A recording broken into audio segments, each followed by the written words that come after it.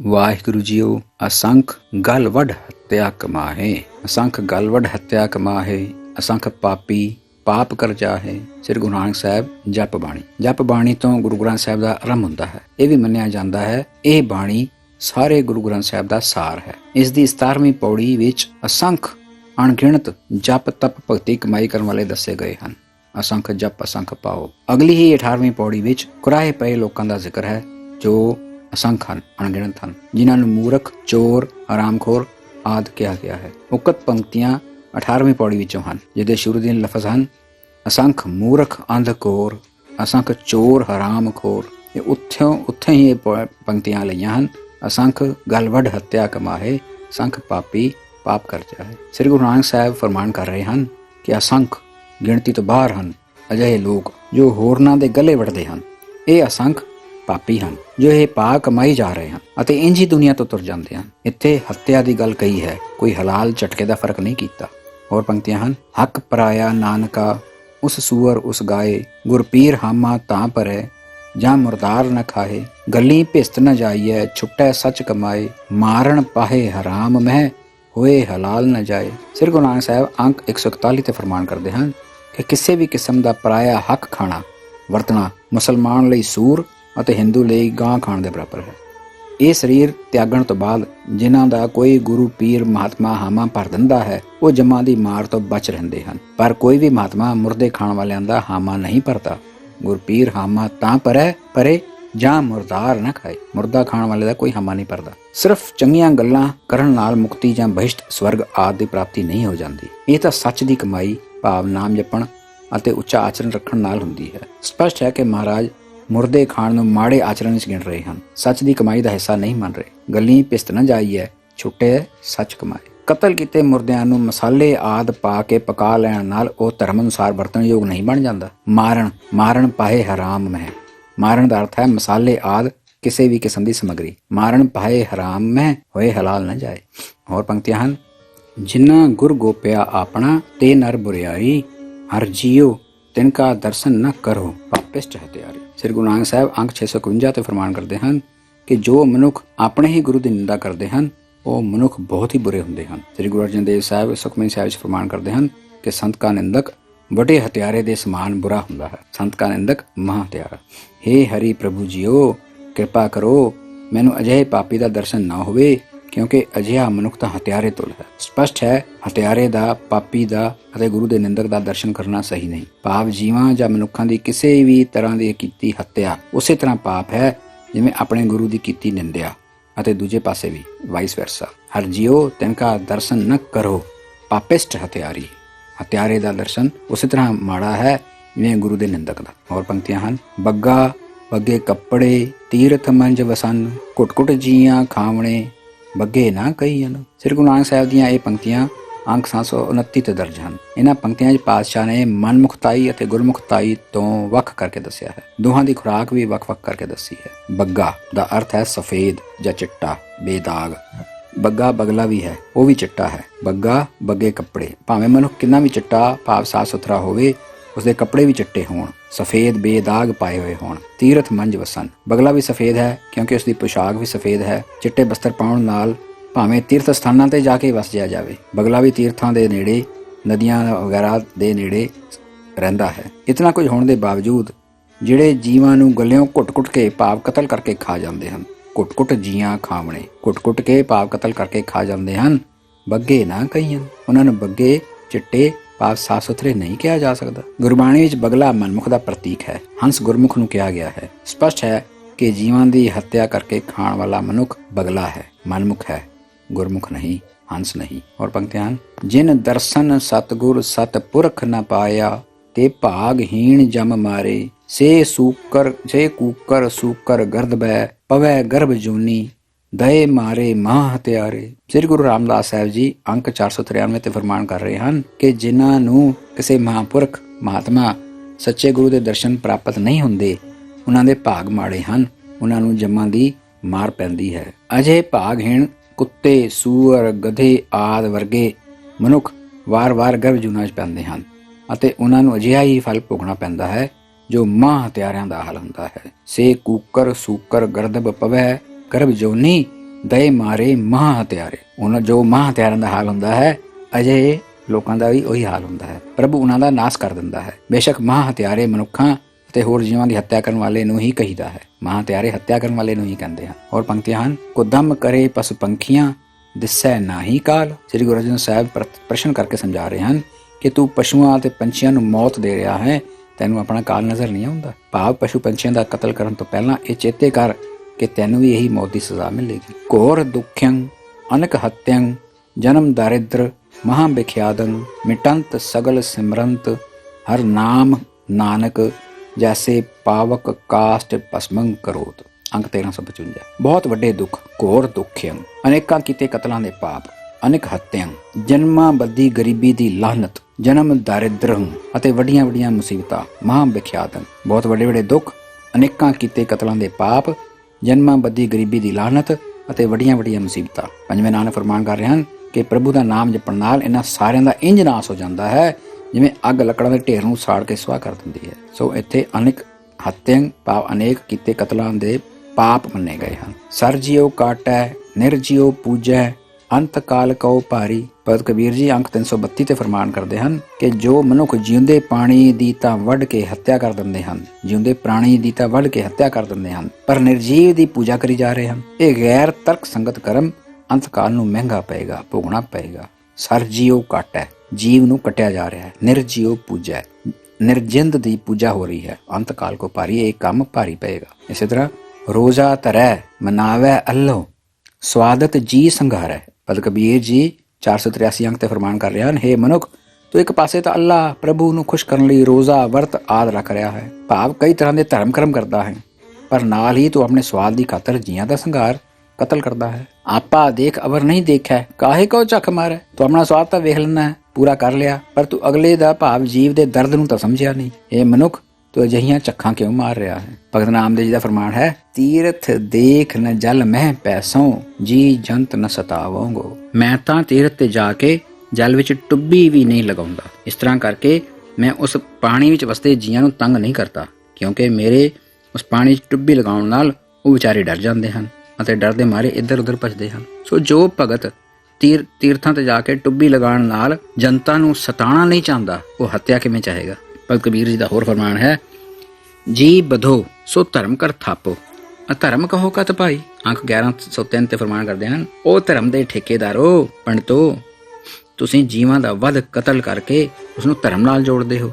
ਜੀ ਬਧੋ ਸੋ ਧਰਮ ਕਰ ਥਾਪ, ਜੀਆਂ ਦਾ ਵੱਧ ਕਰਦੇ ਹੋ ਤੇ ਧਰਮ ਨਾਲ ਜੋੜਦੇ ਹੋ। ਅਧਰਮ ਕਹੋ ਕਤ ਭਾਈ, ਤਾਂ ਫਿਰ ਤੁਸੀਂ ਅਧਰਮ ਕਿਹਨੂੰ ਕਹੋਗੇ। ਜੇ ਇਹ ਧਰਮ ਹੈ ਤਾਂ ਅਧਰਮ ਕੀ ਹੁੰਦਾ ਹੈ। ਭਾਵ ਜੀਆਂ ਦਾ ਕਤਲ ਅਧਰਮ ਹੀ ਹੈ। ਆਪਸ ਕੋ ਮੁਨੀਵਰ ਕਰ ਥਾਪੋ, ਇੰਜ ਜੀਵਾਂ ਦਾ ਕਤਲ ਕਰਨ ਵਾਲੇ ਆਪਣੇ ਆਪ ਨੂੰ ਮੁਨੀਵਰ ਭਾਵ ਉੱਚੇ ਧਰਮੀ ਥਾਪੀ ਜਾਂਦੇ ਹਨ।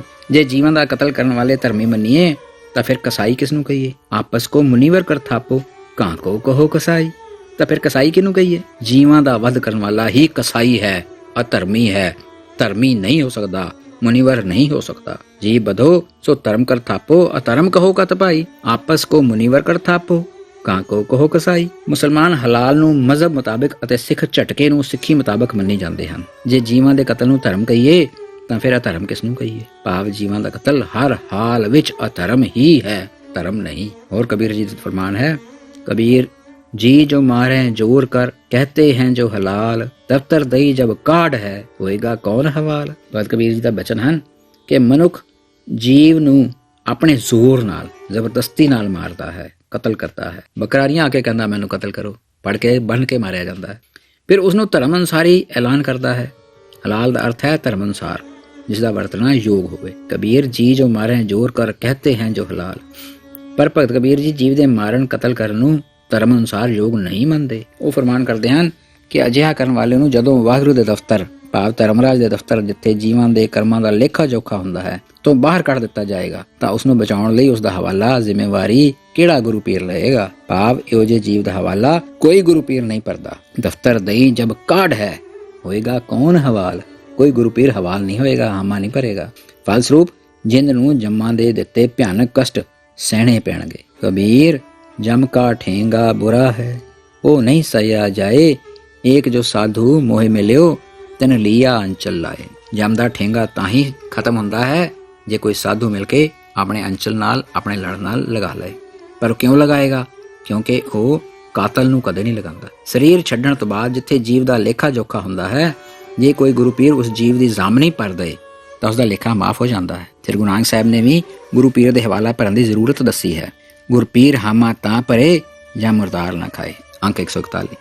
ਭਾਵ ਮੁਰਦਾ ਖਾਣ ਵਾਲੇ ਦੀ ਕੋਈ ਗੁਰੂ ਪੀਰ ਪ੍ਰਭੂ ਦੀ ਦਰਗਾਹ ਵਿੱਚ ਹਾਮੀ ਨਹੀਂ ਭਰਦਾ। ਕਬੀਰ ਜੋਰ ਕੀਆ ਸੋ ਜ਼ੁਲਮ ਹੈ, ਲੈ ਜਵਾਬ ਖੁਦਾਏ, ਦਫ਼ਤਰ ਲੇਖਾ ਨੀਕ ਸੈ, ਮਾਰ ਮੋਹਿ ਮੋਹ ਖਾਏ। ਸਪਸ਼ਟ ਹੈ, ਫਰਮਾਨ ਹੈ ਕਿ ਕਿਸੇ ਵੀ ਨਾਲ ਕਿਸੇ ਵੀ ਕਿਸਮ ਦੀ ਜ਼ੋਰ ਜ਼ਬਰਦਸਤੀ ਕੀਤੀ, ਚਾਹੇ ਕਤਲ ਹੋਵੇ ਚਾਹੇ ਕੋਈ ਹੋਰ ਕਿਸਮ ਦੀ ਜ਼ਬਰਦਸਤੀ, ਉਹ ਜ਼ੁਲਮ ਹੈ। ਖੁਦਾ ਪਰਮਾਤਮਾ ਇਸ ਜ਼ੁਲਮ ਦਾ ਜਵਾਬ ਹਿਸਾਬ ਲੇਖਾ ਲੈਂਦਾ ਹੈ। ਜੋ ਕਦੇ ਵੀ ਸਰਕਾਰਾਂ ਲੋਕਾਂ ਤੇ ਜ਼ੁਲਮ ਕਰਦੀਆਂ ਆਈਆਂ ਹਨ, ਉਹਨਾਂ ਨੂੰ ਪ੍ਰਭੂ ਦੇ ਦਰਬਾਰ ਵਿੱਚ ਸਜ਼ਾਵਾਂ ਤਾਂ ਭੁਗਣੀਆਂ ਹੀ ਪੈਂਦੀਆਂ ਹਨ ਅਤੇ ਅੱਗੋਂ ਵੀ ਭੁਗਣੀਆਂ ਪੈਣਗੀਆਂ। ਦਫ਼ਤਰ ਲੇਖਾ ਨੀਕ ਸੈ, ਮਾਰ ਮੋਹਿ ਮੋਹ ਖਾਏ। ਵਾਹਿਗੁਰੂ ਦੇ ਦਫ਼ਤਰ ਭਾਵ ਧਰਮਰਾਜ ਦੇ ਕੋਲ ਜਦੋਂ ਕੀਤੇ ਕਰਮਾਂ ਦਾ ਲੇਖਾ ਕੀਤਾ ਜਾਣਾ ਹੈ, ਮੂੰਹ ਤੇ ਬੜੀ ਮਾਰ ਪੈਂਦੀ ਹੈ। ਭਾਵ ਕੀਤੇ ਜ਼ੁਲਮ ਦੇ ਬਦਲੇ ਜਮਾਂ ਦਾ ਜ਼ੁਲਮ ਸਹਿਣਾ ਪੈਂਦਾ ਹੈ। ਫਿਰ ਜੋ ਸਭ ਮੈਂ ਏਕ ਖੁਦਾਏ ਕਹਿਤ ਹੋ, ਤੋ ਕਿਉਂ ਮੁਰਗੀ ਮਾਰੇ। ਭਗਤ ਕਬੀਰ ਜੀ ਦੇ ਬਚਨ ਹਨ, ਹੇ ਮਨੁੱਖ, ਜੇ ਤੂੰ ਸਵੀਕਾਰ ਕਰਦਾ ਹੈ ਕਿ ਸਭ ਜੀਵਾਂ 'ਚ ਖੁਦਾ ਪ੍ਰਭੂ ਵਸਦਾ ਹੈ, ਤਾਂ ਆਪਣੇ ਸਵਾਦ ਲਈ ਮੁਰਗੀ ਨੂੰ ਕਿਉਂ ਮਾਰਦਾ ਹੈ। ਇਸ ਤਰੀਕੇ ਮੁਰਗੀ ਆਦਿ ਦਾ ਕਤਲ ਵਰਜਿਆ ਗਿਆ ਹੈ। ਹੋਰ ਪੰਕਤੀਆਂ ਹਨ, ਤੈ ਨਰ ਕਿਆ ਪੁਰਾਨ ਸੁਨ ਕੀਨਾ, ਭਗਤ ਪਰਮਾਨੰਦ ਜੀ। ਤੈ ਨਰ ਕਿਆ ਪੁਰਾਨ ਸੁਨ ਕੀਨਾ, ਅਨ ਪਾਵਨੀ ਭਗਤ ਨਹੀਂ ਉਪਜੀ, ਭੁੱਖੈ ਦਾਨ ਨਾ ਦੀਨਾ। ਹੇ ਮਨੁੱਖ, ਤੂੰ ਪੁਰਾਣ ਆਦਿ ਧਰਮ ਗ੍ਰੰਥਾਂ ਨੂੰ ਸੁਣ ਕੇ ਕੀ ਕਮਾਈ ਕਰ ਲਈ, ਜੇ ਤੂੰ ਅਨਪਾਵਨੀ ਭਾਵ ਕਦੇ ਨਾ ਨਾਸ ਹੋਣ ਵਾਲੀ ਭਗਤੀ ਨਹੀਂ ਕੀਤੀ, ਕਦੇ ਭੁੱਖਿਆਂ ਨੂੰ ਲੋੜਵੰਦਾਂ ਨੂੰ ਦਾਨ ਨਹੀਂ ਦਿੱਤਾ। ਅਨਪਾਵਨੀ ਭਗਤ ਨਹੀਂ ਉਪਜੀ, ਭੁੱਖੈ ਦਾਨ ਨਾ ਦੀਨਾ। ਜੇ ਤੇਰੇ ਅੱਗੋਂ ਪੰਕਤੀ ਹੈ, ਹਿੰਸਾ ਤੋਂ ਮਨ ਤੇ ਨਹੀਂ ਛੂਟੀ, ਜੀ ਦਇਆ ਨਹੀਂ ਪਾਲੀ। ਜੇ ਤੇਰੇ ਮਨ ਤੋਂ ਜੀਵਾਂ ਤੇ ਹਿੰਸਾ ਕਰਨ ਦੀ ਪ੍ਰਵਿਰਤੀ ਖਤਮ ਨਹੀਂ ਹੋਈ, ਤੂੰ ਜੀਵਾਂ ਤੇ ਦਇਆ ਨਹੀਂ ਕੀਤੀ, ਇਹ ਰੀਤ ਦੀ ਪਾਲਣਾ ਨਹੀਂ ਕੀਤੀ, ਤਾਂ ਤੂੰ ਪੁਰਾਣ ਸੁਣ ਕੇ ਕੀ ਕੀਤਾ, ਧਰਮ ਗ੍ਰੰਥ ਸੁਣ ਕੇ ਕੀ ਕੀਤਾ? ਕੱਖ ਨਹੀਂ ਕੀਤਾ। ਹਿੰਸਾ ਤੋਂ ਮਨ ਤੇ ਨਹੀਂ ਛੂਟੀ, ਜੀ ਦਇਆ ਨਹੀਂ ਪਾਲੀ, ਤੈ ਨਰ ਕਿਆ ਪੁਰਾਨ ਸੁਨ ਕੀਨਾ। ਭਗਤ ਪਰਮਾਨੰਦ ਜੀ ਅੱਗੋਂ ਫਰਮਾਨ ਕਰਦੇ ਹਨ ਕਿ ਜੇ ਸਾਧੂ ਦੀ ਸੰਗਤ ਅਤੇ ਉਹ ਸੰਗਤ ਕਰਦੇ ਹੋਏ ਵਾਹਿਗੁਰੂ ਦੀ ਅਕਥ ਅਤੇ ਪਵਿੱਤਰ ਕਥਾ ਸਿਫਤ ਸਲਾਹ ਭਾਵ ਸਿਮਰਨ ਨਾ ਚੱਲਿਆ, ਤਾਂ ਇਹਨਾਂ ਸਭ ਤੋਂ ਬਿਨਾਂ ਤੇਰੇ ਧਰਮ ਗ੍ਰੰਥਾਂ ਨੂੰ ਪੜ੍ਹਨ ਦਾ ਕੋਈ ਲਾਭ ਨਹੀਂ। ਉਹ ਧਰਮ ਗ੍ਰੰਥਾਂ ਨੂੰ ਪੜ੍ਹਨ ਦਾ ਲਾਭ ਤਾਂ ਹੀ ਹੈ ਜੇ ਭਗਤੀ ਕੀਤੀ ਹੋਵੇ, ਜੀਵਾਂ ਦੇ ਪ੍ਰਤੀ ਹਿੰਸਾ ਦੀ ਪ੍ਰਵਿਰਤੀ ਛੱਡੀ ਹੋਵੇ ਅਤੇ ਉਸਦੀ ਬੰਦਗੀ ਕੀਤੀ ਹੋਵੇ, ਨਹੀਂ ਤਾਂ ਕੋਈ ਫਾਇਦਾ ਨਹੀਂ। ਅੱਜ ਧਰਮ ਗ੍ਰੰਥਾਂ ਦੇ ਨਾਂ ਤੇ ਇਤਨੀ ਹਿੰਸਾ ਕੀਤੀ ਜਾ ਰਹੀ ਹੈ। ਕਬੀਰ ਭਾਂਗ ਮਾਛਲੀ ਸੁਰਾ ਪਾਨ, ਜੋ ਜੋ ਪ੍ਰਾਨੀ ਖਾਹੇ, ਤੀਰਥ ਬਰਤ ਨੇਮ ਕੀਏ, ਤੇ ਸਭੇ ਰਸਾਤਲ ਜਾਹੇ। ਜੋ ਪ੍ਰਾਣੀ ਭੰਗ ਆਦਿ ਨਸ਼ੇ, ਮੱਛੀ ਆਦਿ ਦਾ ਮਾਸ ਤੇ ਸ਼ਰਾਬ ਪੀਣ ਆਦਿ ਦਾ ਕਰਮ ਕਰਦੇ ਹਨ, ਉਹਨਾਂ ਦੇ ਸਭ ਤੀਰਥ ਕੀਤੇ ਹੋਏ ਵਰਤ ਆਦਿ ਹੋਰ ਮਿੱਥੇ ਹੋਏ ਕਰਮ ਅਤੇ ਅਨੇਕ ਤਰ੍ਹਾਂ ਦੇ ਨਿਭਾਏ ਹੋਏ ਨੇਮ ਆਦਿ ਸਭ ਖੂਹ ਵਿੱਚ ਪੈ ਜਾਂਦੇ ਹਨ। ਤੀਰਥ ਬਰਤ ਨੇਮ ਕੀਏ ਤੇ ਸਭੇ ਰਸਾਤਲ ਜਾਹੇ। ਰਸਾਤਲ ਮੀਨਸ ਪਾਣੀ ਦੇ ਤਲ ਤੇ ਭਾਵ ਖੂਹ 'ਚ ਪੈ ਜਾਂਦੇ ਹਨ। ਜਿੰਨੇ ਵੀ ਧਰਮ ਕਰਮ ਕੀਤੇ ਹਨ ਸਭ ਕੁਝ ਪੈ ਜਾਂਦੇ ਹਨ। ਜੇ ਮਨੁੱਖ ਭੰਗ ਆਦਿ ਨਸ਼ੇ, ਮੱਛੀ ਆਦਿ ਮਾਸ, ਸੁਰਾ ਸ਼ਰਾਬ ਆਦਿ ਲਿਕੁਇਡ ਨਸ਼ੇ ਕਰਦਾ ਹੈ, ਉਹ ਸਭ ਖੂਹ 'ਚ ਪੈ ਜਾਂਦੇ ਹਨ। ਭਾਂਗ ਸ਼ਬਦ ਭੰਗ ਆਦਿ ਨਸ਼ਿਆਂ ਲਈ ਹੈ। ਮਾਸਲੀ ਸ਼ਬਦ ਮੱਛੀ ਆਦਿ ਮਾਸ ਲਈ ਹੈ। ਸੁਰਾ ਸ਼ਬਦ ਆਦਿਕ ਸ਼ਰਾਬ ਆਦਿਕ ਨਸ਼ੀਲੇ ਪੀਣ ਵਾਲੇ ਪਦਾਰਥ ਲਈ ਵਰਤਿਆ ਗਿਆ ਹੈ। ਇਸੇ ਤਰ੍ਹਾਂ ਚਾਰ ਬਜਰ ਕੁਰਹਿਤਾਂ ਨੂੰ ਵੀ ਸਮਝਣ ਦੀ ਲੋੜ ਹੈ। ਇਹ ਨਹੀਂ ਕਿ ਇੱਕ ਅੱਖਰ ਲੈ ਲਿਆ ਬਾਕੀ ਛੱਡ ਦਿੱਤੇ।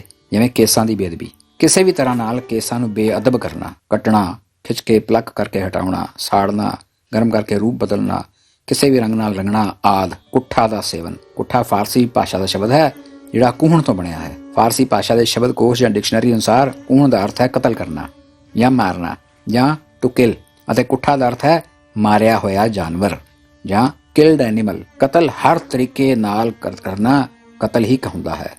ਤਰੀਕਾ ਬਦਲਣ ਨਾਲ ਕਤਲ ਦਾ ਗੁਨਾਹ ਪਾਪ ਘਟ ਨਹੀਂ ਜਾਂਦਾ।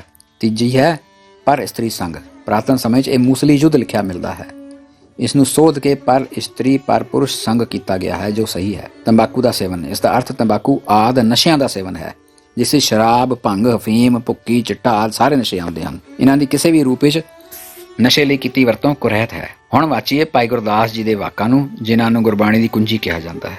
ਕੋਹੈ ਕਸਾਈ ਬੱਕਰੀ, ਲਾਏ ਲੂਣ, ਸੀਖ ਮਾਸ ਪਰੂਆ, ਹੱਸ ਹੱਸ ਬੋਲੇ ਕੁਹਿੰਦੀ ਅੱਖ, ਖਾਧੇ ਅੱਖ ਹਾਲ ਇਹ ਹੋਆ, ਮਾਸ ਖਾਣ ਗਲ ਛੁਰੀ ਦੇ, ਹਾਲ ਤੇ ਨਾੜਾ ਕੌਣ ਹਲਵਾ। ਵਾਰ 37 ਪੌੜੀ 21। ਕਸਾਈ ਬੱਕਰੀ ਦਾ ਕਤਲ ਕਰਦਾ ਹੈ, ਉਸਦੇ ਮਾਸ ਨੂੰ ਲੂਣ ਲਗਾ ਕੇ ਸੀਖ ਤੇ ਪਰੋਂਦਾ ਹੈ। ਕੋਹੈ ਕਸਾਈ ਬੱਕਰੀ, ਲਾਏ ਲੂਣ, ਸੀਖ ਮਾਸ ਪਰੂਆ। ਸਿਰਫ ਬੱਕਰੀ ਹੱਸਦੀ ਹੈ, ਉਸਦਾ ਮਜ਼ਾਕ ਉਡਾਉਂਦੀ ਹੈ। ਹੱਸ ਹੱਸ ਬੋਲੇ ਕੁਹਿੰਦੀ, ਕੁਹਿੰਦੀ ਮੀਨਸ ਕਟਿੰਦੀ, ਹੱਸ ਹੱਸ ਕੇ ਬੋਲਦੀ ਹੈ। ਹੋਰ ਕੋਈ ਪਾਪ, ਸਿਰਫ ਅੱਕ ਵਰਗੀ ਕਿਸੇ ਦੇ ਕੰਮ ਨਾ ਆਉਣ ਵਾਲੀ ਮੈਂ ਚੀਜ਼ ਖਾਧੀ ਹੈ, ਤਾਂ ਵੀ ਮੈਨੂੰ ਇਹ ਜ਼ੁਲਮ ਸਹਿਣਾ ਪੈ ਰਿਹਾ ਹੈ। ਹੋਰ ਕੋਈ ਪਾਪ ਕਰਕੇ ਜ਼ੁਲਮ ਵਾਲੀ ਖੁਰਾਕ ਨਹੀਂ ਖਾਧੀ ਤਾਂ ਵੀ ਮੇਰਾ ਇਹ ਹਾਲ ਹੋਇਆ ਹੈ ਕਿ ਤੂੰ ਮੇਰਾ ਕਤਲ ਕਰਕੇ ਲੂਣ ਲਗਾ ਕੇ ਮੇਰਾ ਮਾਂਸ ਸੀਖ ਤੇ ਪਿਰੋ ਦਿੱਤਾ ਹੈ।